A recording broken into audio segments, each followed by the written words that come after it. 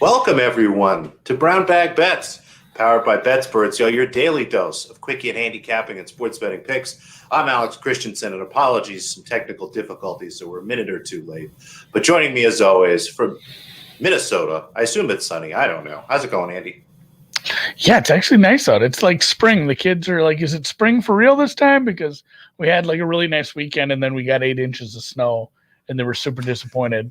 But no, I think maybe spring for real this time. Might be getting the asparagus garden going finally this year. But more importantly, it's still March Madness.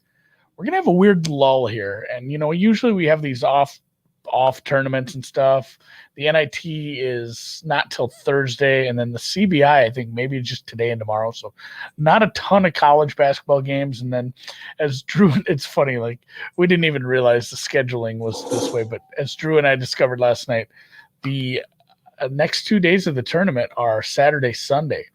So we don't even have like the big Friday buildup. And I'm guessing, we said this yesterday, it makes sense if they went from Selection Sunday to the first day of the tournament. If they pushed that all back one day, you couldn't just leave the same amount of spacing as normal between week one and week two. You'd had to go to, one extra day in there too. I'm assuming it's for testing purposes. It sucks. It's going to be weird having 8 games on a Monday and Tuesday, but at least there's not that many games. They won't be middle of the day shit. It'll be, after work for people who are going to be mad that there's games on during work or something. So shouldn't be a problem. You'll get to watch Gonzaga late at night. Everything obviously still in Indy. But the CBI, I shouldn't have got cute with that first half bet. I don't know. I don't ever bet first halves. I thought I was worried about, and of course they trucked. Otherwise, CBI went really well. Even the Army total that went away from me, I ended up live betting that a couple times. So good job to Bellarmine. I think I'm saying that one right. I'm not even 100% sure on the pronunciation on some of these new teams outside of UC San Diego. I've always nailed that one. But good job. UCI was or CBI. UCI? That's Cal Irvine. Anyway, CBI was a lot of fun. I got a couple of wins in the regular tournament, and some of my teams that I like and bracket-wise had moved on. So Alabama trucked. There was a couple of truckings. UCLA trucked. There were some decent games. The Michigan LSU game was back and forth. But, fun weekend, and now we're kind of into a little bit of a desert here. So we have a couple good tennis tournaments. We have a funny golf tournament. We have NBA. We have hockey. Baseball's right around the corner. So we're not totally dead yet. But as I did mention too, you still can take advantage of the $500 risk-free bet from our friends at WinBet. Again, we will have some links for that if you want to sign up, and you still can get yourself a sweatshirt. We just shipped out a bunch more. Those are still available. We're going to get those out soon again. So look for that. And how about some NBA? Let's start it out. Let's do it. We love the association. Split last night, but we'll come back here. There's 6 games. Actually, I have picks in 3 of them here. We'll start with the Phoenix Suns. Played them -1. They're now -2. That's fine. They're in Miami. I actually have them more as like a 6, almost 7-point favorite in this game. I think that there's a little bit of an overreaction to kind of a tough stretch they've had the last 12 games. Yes, they're right around 500, but losing mostly to good teams. Miami, on the other hand, has been kind of beaten up on some of the Eastern Conference lesser teams, if you will. So I think there's just a little bit of an overreaction here. Phoenix generally is better at home, but they're not so bad on the road that they shouldn't be bigger favorites in this. So happy to lay a point even 2 with Phoenix. My Philadelphia 76ers are visiting the Golden State Warriors. No Joel Embiid, no Seth Curry, but no Steph Curry. So we have a Curry-less Golden State Warriors game tonight. And I think that loss of Steph Curry is much bigger and more impactful to Golden State than what we're seeing the impact here in the market. I mean, the Sixers, even without Joel Embiid, still have Dwight Howard, still have Tony Bradley, 2 above average centers who can protect the rim and at least are kind of functional out there. And then they have Tobias Harris. It looks like Ben Simmons is going to play tonight. There's still just plenty of talent on this Philadelphia roster, even without Embiid and Curry. So laying the 3.5 points with them. That number looks like it's gone out to 4. That's okay, but I wouldn't play it any more than -4. And then no totals, but a team total, Andy. We're going to take the Pelicans team total over 113. I have this closer to 116, so 114 is okay. Probably even 114.5. This is honestly one of those situations where I think if this goes over, it goes over by a lot. And if it goes under, it goes under by a lot. The Pelicans have just is a very wide range of outcomes when it comes to their scores, but they're almost always are scoring more than 113 points. As I look at their opponent tonight, it's the Lakers. There's no LeBron. There's no Anthony Davis. Maybe they'll slow the pace down. I'm not sure, frankly, why they would, but the defense definitely for the Lakers is going to take a step back. So happy to take the team total over with New Orleans instead of maybe trying to lay the points. So a couple looks there for the people. What do you think, Andrew? I dig it, especially in over. The total moved against you yesterday and still got there quite handily by 15 points or better, I want to say. I think it cracked like 230, ended up, down in the 215 range. So good for us on that. And yes, Phoenix, although Drew and I had kind of decided that was a team we're fine fading in the postseason, still plenty fine. Oh, I can't wait. Yeah, still plenty fine betting on them. Somebody did have a question here. Phoenix Who are Suns. Some of your favorite baseball handicappers? We're probably going to get Mr. Burke on. Yeah, we had Mr. Burke. Pretty fantastic. We will have Mr. Burke on the deep dive here soon to do Adam Burke, a more extensive dig into some of the things he's using in his process this season. Someone we've had on before, Frank Brank. He's a pretty good baseball handicapper. A couple guys over there at Elite I know that do a pretty good job. So we'll try to get some more baseball guys on here next month. I mean, we're like 2 weeks from opening day, so I'll work on some guys I know that do some baseball content. We'll get them on here for you, and maybe you can find yourself some fun new Twitter follows that way, or some guys that can give you some insights on baseball. Golf, I did make a few plays here. I mean, I posted them right now on the screen, so cat's out of the bag on some of these. I haven't got my whole card together. This is a goofy tournament. So if anyone's looked at this, it used to be a bracket of 64. They were ranked by the OWGR, which isn't a really good ranking system. It's close enough, but it's not, it doesn't really, it's like a 2-year rolling period. So like if you have a bad summer or an injury or just play poorly, you can really get drugged down. So the seeding is a little funny in this. And in recent years, they did switch to, it wasn't the true tournament. They do pods of 16 men, 16 pods of 4 men, excuse me. So then you can't get like some star player just getting, some guy runs into somebody who's playing hot as shit that day and you lose a star player for the weekend. They didn't like that for, TV and money purposes. So a little different this year. So you can bet groups. There's a lot of places that are hanging prices on all these groups of, it's basically 4-ball. Like, except they're going to play each other in a round robin format. So it's not as high variance as like a daily 3-ball. You do get some of these top players might probably be a little short on their pricing just because there's always like one bad. It's not every group. Some groups are pretty tough, but a lot of these groups have one player that's clearly behind the rest. And in the case of Group 1, DJ is the best player in the world right now. He should probably be like minus 130 I have in this. So I'm fine playing this in a plus number, anything up to even really. A couple other groups, and I probably will bet some more groups than this. I did have some more things to look at, but Sergio was somebody I was looking at there just based on my numbers in his group and his price. And then, same thing with Corey Connors. I'm going to have a couple of long shots in a few of these.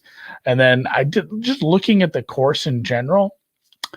There's some really long par 5s, which are great for a guy who can hit the piss out of the ball like Bryson. And there's some really short par 4s, which are advantageous for a guy who can roll a tee shot up on the green like Bryson. Like he's going to be intimidating to play at this course. He's going to be tough to play anywhere. So much is made of like how hard he hits the ball and he hit it across the water. He's a pretty good putter too. Like he has an all around really good game. Like he's about 14-1 to win this whole thing. There's a little more variance once you get down to the weekend where you're only playing true matchup to advance, one and done against one other guy. So I'm just going to play him a little to make the final 4 here. I think that 400 number is a little long. And then, Fooj brings up, this Pete Dye course. Yep. There's a lot of, if you take in any sort of media about this, they're going to talk about the people who went to Texas, the people who live around Texas. Actually, Sergio is one of those people. He's from the area. He's played it plenty. You're going to hear about the guys who went to UT. Spieth obviously played this course probably 20 times in college. So there's some people who are really familiar with this course, even if it's been years. So something to look at. But I will have a blog out this afternoon. There's matchups for every matchup on round one. It's not going to be a case where different books have different matchups, because there's going to be two golfers that are playing each other. That's what they're going to offer. So I will have a blog up at BetSperts later for everything I end up on this tournament, and I'll be playing matchups throughout the weekend. So yeah, I'm taking a look here. So this starts on Wednesday. Are they playing 18 a day, or are they playing 36 a day? They got a lot of matches to get in. Yeah, so they are going to play. You play your round robin Wednesday, Thursday, Friday. So you play 18 each day, which you can have the tie during the round robins. Mm-hmm. So the most you can play is 18. But a lot of these, if you're up five shots with 4 holes to go, they'll just stop it. So there is a chance for them to play fewer, but they will not have extra holes. You can have these once they have actual advancement rounds. I mean, there's been I think 26 is the record. There's been matchups in this that have gone 25, 26 holes, because you have to come up with a winner eventually. Right, so you got to finish the match. So if the champion were to say play, the full 18 and all the round robins, and maybe it took a while on those, they could play 7 full rounds of golf by the time Sunday's up, because on Saturday and Sunday people will play 2 rounds of golf, which it is quite a bit of golf. So that's how they're going to squeeze it in. That makes sense. Yeah, so it is over 5 days, but the people who do advance to the last 16 there will play 2 rounds, as they advance. And there is a third place match as well. So a few people will play. 4 men will play 7 rounds of golf. So there is a ton of golf here. That's interesting. I wonder if part of handicapping, this should be kind of a fitness component, frankly. It's going to be tough to play that much golf over 5 days. Yeah, and that's where a lot of people are kind of fading on Lee Westwood a little. He's older. He's in great shape for his age, but he's said he's a little tired. He's played a shitload of golf lately, a shitload of really good golf. And not only playing really good golf is, I don't want to say that's more tiring, but being in contention on a Sunday is a lot more mentally taxing, they say. Oh, for sure. So, that can just tire you out. So some people to look at to fade there. I love this. The PGA website has got a nice little bracket tool you can use. Oh yeah, you can fill out a bracket. Like if your bracket's busted, go fill out a golf one. Look at what I did for a background. This is 100% not Miami, but it reminds me of the old Miami courts. The old Miami courts were purple like this. This is like in someone's backyard. I just love this purple court. Are we in the main draw now? Or this is first round? Almost, action, right? Yeah. It's so. The WTA starts today. These matches are all first round matches. There are some qualifying matches. I did have some picks for those yesterday, but those lines got beat into absolute oblivion. So we'll skip over on those. And then we'll have qualifying today finishes, but they also start the first round. So these are all first round matches. The first one here, an over. Jill Teichmann, Paula Badosa, 2 players I love betting on. Spent a lot of time looking at this match, honestly trying to find ways to attack Badosa. She's a fairly sizable underdog, and I think maybe a little underrated in these conditions. But what I noticed was just more value in this number here. I think that there's a great chance we see 3 sets here. I have this price close to plus 150, probably just between 150 and 155. So love the over 2.5 sets here. Maybe if you're looking for something a little more fun and exotic, pick whoever you think's going to win and bet them to win 2-1. But I think there's a great chance we see 3 sets here. Normally, again, we would stack the game total here, but this is going to be really tough. I mean, this is a 3-set match where it might be 6-2, 2-6, 6-2, something like that. So even if you have an over 21, something like that, you're going to be kind of sweating that. So I actually put a full unit here, Andy, on just the over 2.5 sets. I dig it. And then the Montgomery match, I mean, you can skip that. That started if you want. Did that? Yeah, it did. It did start already. So we'll kind of skip that. But the Badosa is last in the order of play today, it appears. So that should be that one should still be good. And then Podoroska is also that one. It looks like it is in about an hour, which you never know. It probably more than an hour, truthfully, based on how long some of these matches might take. And then it looks like Williams is also this afternoon. So you have a few hours on these. Yeah, the rest of those are a little bit later. Apologies. I didn't realize Montgomery was underway. Well, she lost the first set, so if you want to live bet her, I actually probably going to go in and do Yeah, that. there you go.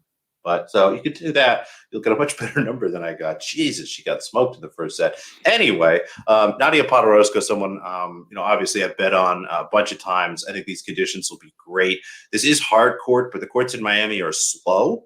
And it's interesting because they're slow, but given the heat, given the humidity, and given the balls they use, there's still an ability for some players with power to kind of take advantage of that. And she has a nice combination of movement. She's not going to mind these slow courts at all. And again, the power to take advantage of some of those few things. Looking at her opponent today, Maya Sharif, a younger player that I think is just kind of wildly overvalued here. I would have hung a 3.5, a juicy 3.5, maybe even a 4. Honestly, so happy to lay the -3 games. Let's just stick to that. Not using the money line, anything like that. I think if she wins, she's going to cover this number. And then we've got an underdog stack here. Katrina Scott is going to play Sorona Kirstea.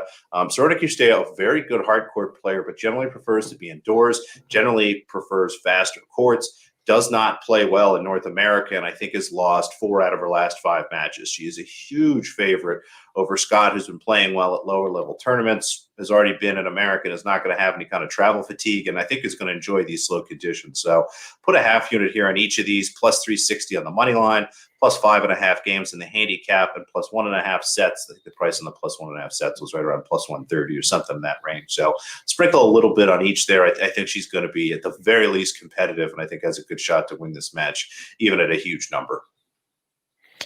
And that one is, I was still looking at order of play. That one is coming up soon. If you're watching this or listening early, that one is around around 1 Eastern, according to the order of play. But again, you never know if the Blinkova match goes 3, if Lynette goes 3, there's some things. So there's some things that can always push these back.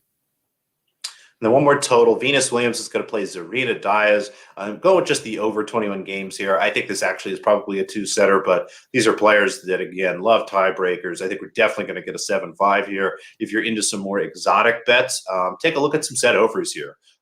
Some of my friends and great tennis handicappers love to bet those. My buddy Snies, my buddy Vinny loves to do this. So, first set over 9.5 games, 10.5 games, 12.5 gagens. I think those are good looks. But in general, over 21, I think that's a nice number here. This should absolutely be 21.5, if not even a cheap 22. So a nice edge there for being, again, I'll probably play some of those smaller derivative markets, but I know they're harder to find. So I'm not going to officially tip it. Yeah, a little trickier. And they're, get more outs. If you can't find it, get more outs. Christ's sakes, people.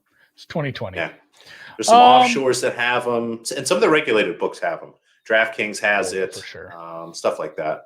Sometimes FanDuel has them, but the prices are wonky. Anyway. Yeah, BetCris Bookmaker has a ton of different options, especially this is a bigger tournament. If I compare, we talked about the Players the other week, not quite a major, but pretty damn close. This is a massive tournament. This is a Masters 1000. So even though some people aren't attending, it's still a very big tournament. And finally, some college basketball. I only college basketball insiders or inviter. I don't know what it's called. Only CBI action today. I'm back to the well.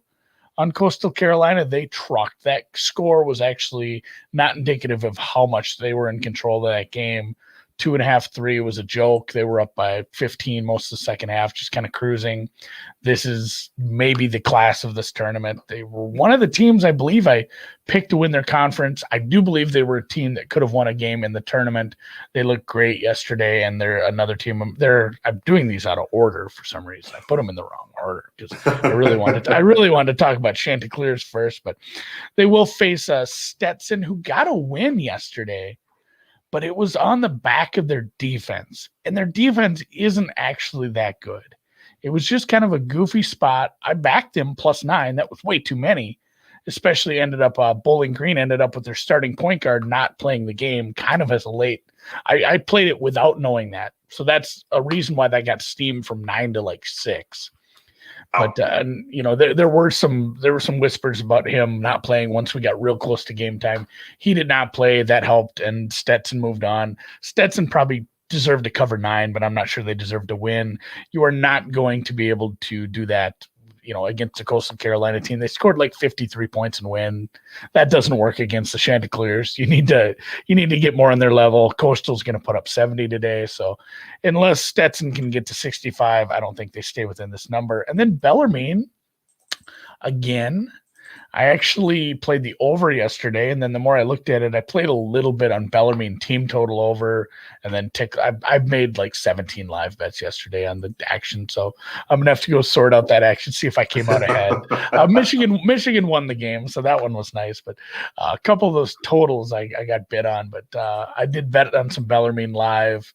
They really controlled the second half. Army, like I said, Army's a team that lets teams shoot from outside, lets you take your jump shots, and Bellarmine took advantage. This is a weird spot, more of a Pepperdine fade, like a goofy back-to-back spot for a West Coast team that maybe doesn't react as well to this kind of offense and doesn't do so well in these back-to-back situations if you go back and look. So this is another spot where Bellarmine probably can get another win, and these might be your finalists for the CBI championship, which I think maybe is tomorrow. I'm not sure if they're just going back-to-back down here in Daytona Beach, but those are my looks for tonight. Yeah, I got some Bellarmine at 5. I'm fine with this down to 4. It is getting beat up a little at some places. I still see 4.5 at a few places. If you never mind, it's down to 4 at BetOnline as well now. So I'm fine with this at 4. I don't know if I'd go too much more. If it keeps going, maybe reduce your stake a little if you want to tag along. And of course, I did put these in this morning up on the BetSperts app. You can find me there at Andy, Andy. Very simple. Easy peasy. Lemon squeeze. And you can, of course, find Alex's picks under Alex Christensen. It's spelled on the damn screen for you. No space, with an O at the end, in case you're listening to this in podcast form. 10 son. Yeah, so Christensen, the plural, the vowels go an I and then an E and then an O. Maybe I'll have to put this in the description. Either way, thanks a lot, guys. Thanks for hanging. Figure it out. Yeah. And hopefully, again, and I'm making this a call out. If anybody has a contest or a bracket contest that is like second weekend, second chance bullshit ones, shoot me a DM, because my brackets are super effed. I had Illinois advancing in a bunch. I had San Diego State the Final Four in one.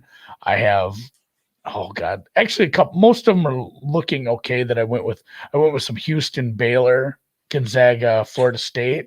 So that one, there's an iteration that looks okay, but a lot of the Illinois ones obviously are looking. I think I paired Illinois, Ohio States. I paired Illinois. I didn't have Ohio State coming out, so that was nice. That's good. I paired Illinois with San Diego State a lot, so those are in. This is like talking about my fantasy team. I'm sure this is. I have one that's clean. I've got a Gonzaga, Baylor, Houston, Florida State. I like that. Hopefully that gets there. So looking forward to that. We'll talk some more basketball later this week as we get back into NIT action and eventually into the Sweet 16 and Elite 8. But again, thanks for the hang.